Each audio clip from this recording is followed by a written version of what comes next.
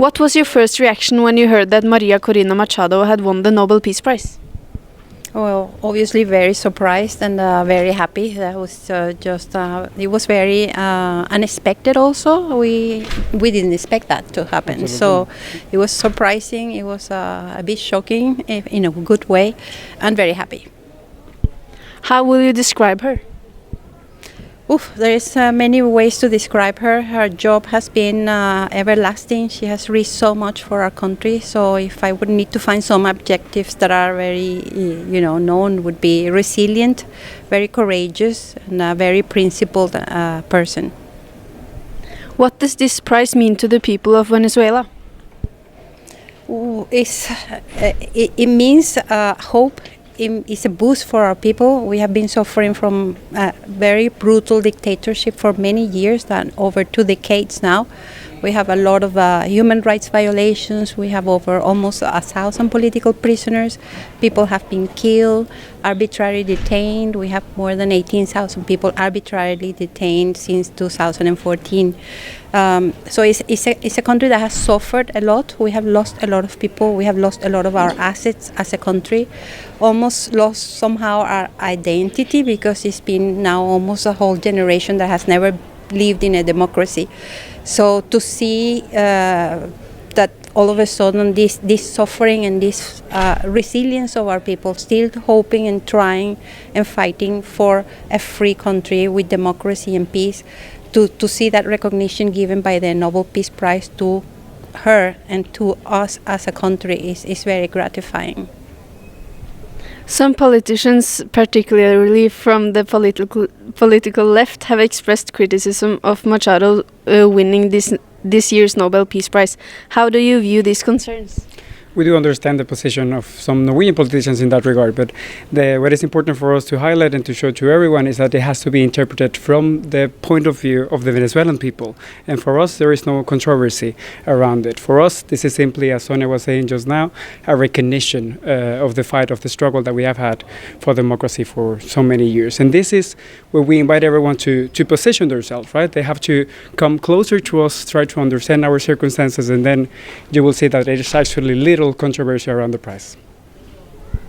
Do we in Norway care too little about those people who have sacrificed so much for human rights and the fight for democracy around the world? Do they get the attention they deserve? I don't think that it is that they don't care as such. I think that there hasn't been enough awareness, and that's one of our organization has been working hard to show that and to somehow educate the Norwegian society, Norwegian ordinary citizens about how bad it has been in our country. And for us, with at least 8 years, trying to go to seminars, talking to people and decision makers in Norway, knocking the door of many human rights organizations. And I have to say, it hasn't been as receptive as we hoped, and we had some frustration along the way. But again, back to your question, whether that you have cared too little, I think from our point of view, obviously we would have liked to have more attention. But again, I think this is a lot of lack of awareness, and because most people also in Norway see Venezuela as a very remote country, and there are already so many problems around in Europe that this doesn't seem to be a priority. But again, I don't think it's an issue of not caring. I think Norwegian people are very sensitive to these issues in general, which is a good thing. It's just that we haven't had the attention that we think we deserve. How would you explain the situation in Venezuela in a way that is easy for young people to understand? Oh, wow, that's a really interesting one. I mean, it depends how young. I could give you a 5-year-old to 10. People are being killed by other mean people for a long time. And we're fighting to be free, or I can give you for like young people. This is what you want. And it is what we want in Venezuela today in the situation is a country struggling to survive, struggling to get back on our feet. again, we have suffered a lot. Our country has been destroyed. We don't have a sovereignty as such. If you think about self-determination, we are no longer able to decide on our own future because the elections have been flawed, not only the last one, but the other two before those.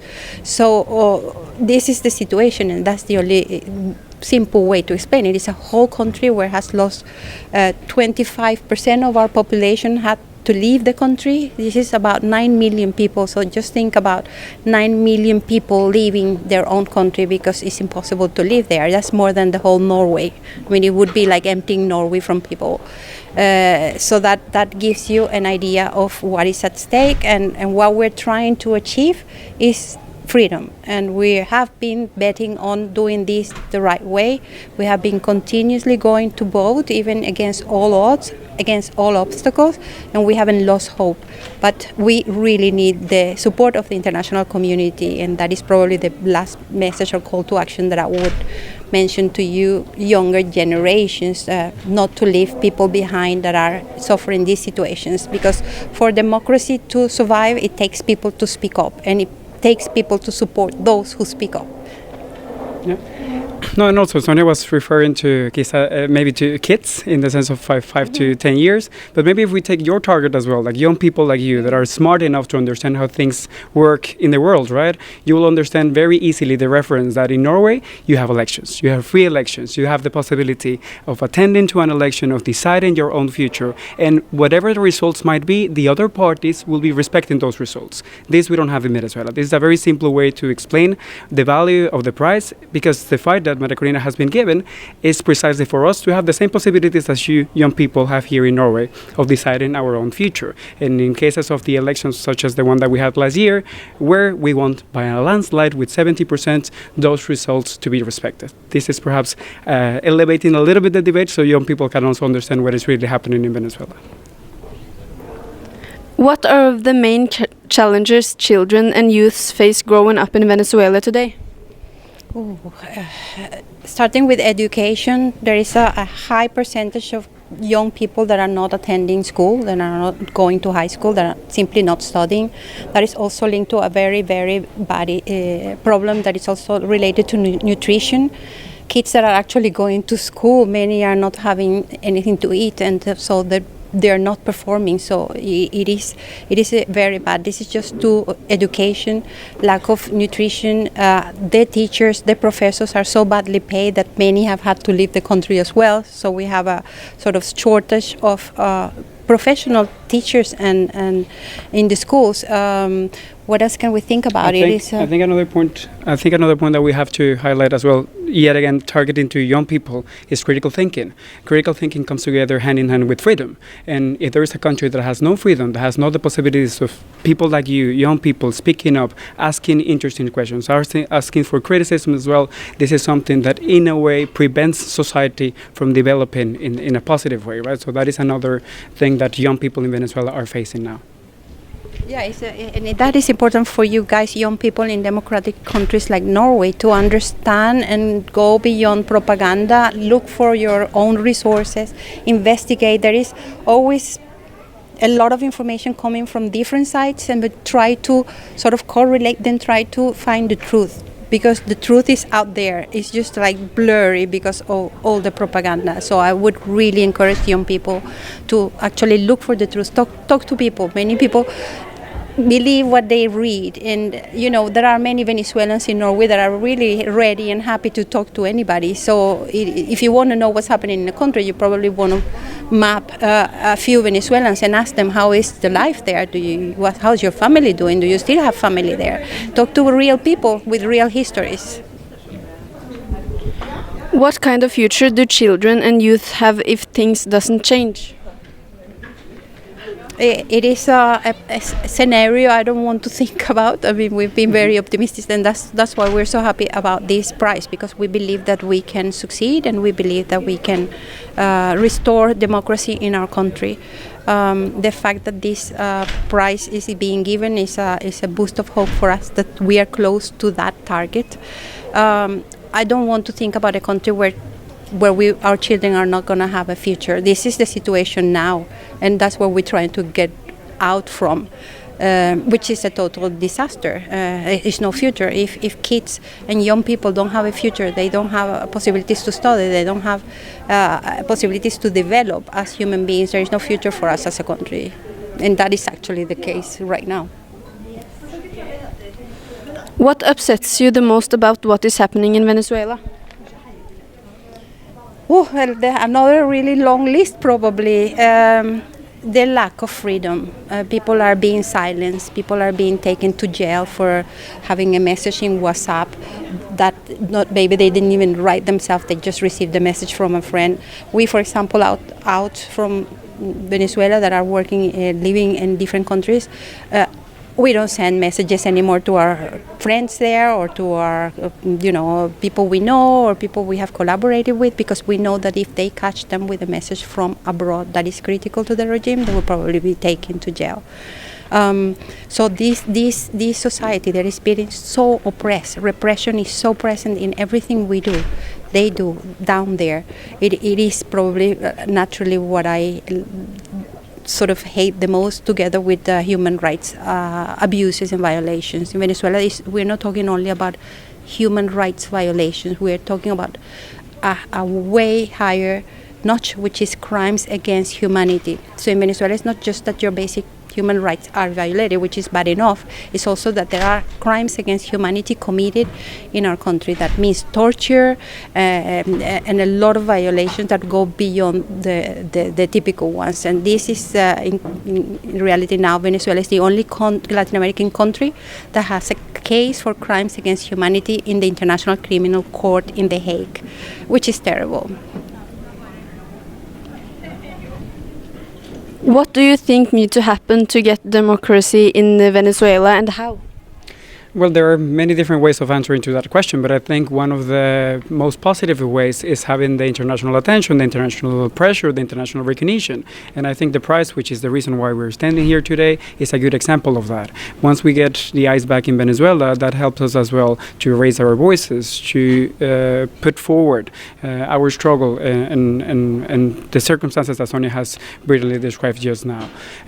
So that is one of the ways that is taken. It also takes engagement, not only from international actors, but the fact that you young people are here together with us asking these questions. This is a positive development for us as well, to spark curiosity among young people, and that the engagement in Venezuela remains intact. This is valuable for us. And this reminds me of something. When I see you, I have a daughter that when she was about your age, was told in school, she was talking about how bad it was in our country.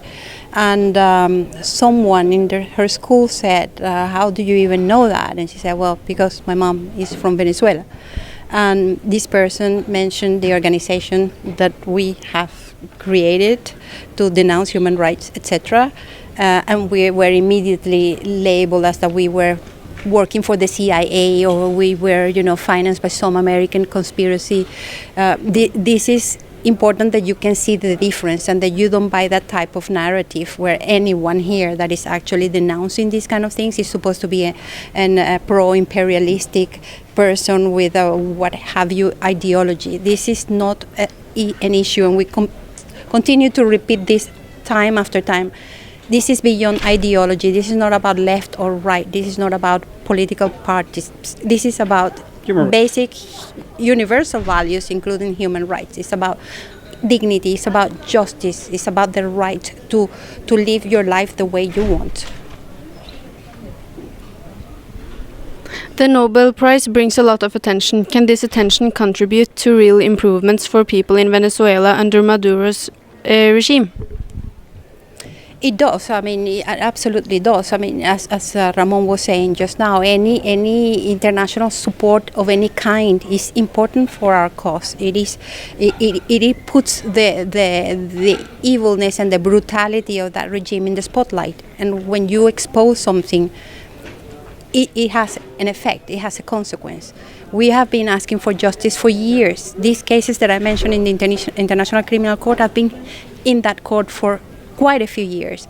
So if the whole world and the democratic countries in the world get together and actually push for a change, because alone we can't do it, and we have tried everything. We have tried elections time after time, they've been stolen. We've tried a number of other, the book kind of solutions, and it hasn't worked out.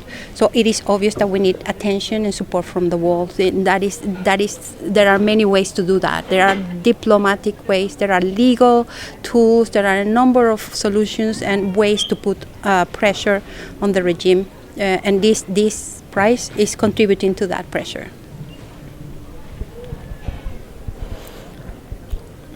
What is your future dream for you and the Venezuelan people? Our future dream, to go back home. That is our future dream. That is precisely why we're doing this now. It might be just going back home entirely and moving back, but it also can be have the freedom of going back to our people here around us, with our friends, with our families here in Norway as well. This is our future dream. This is to have a country that is free enough for us to go back, enjoy it as you can enjoy your country yourselves. You have a lot of responsibility during these Oslo Peace Prize days. What will your coming hours and days look like?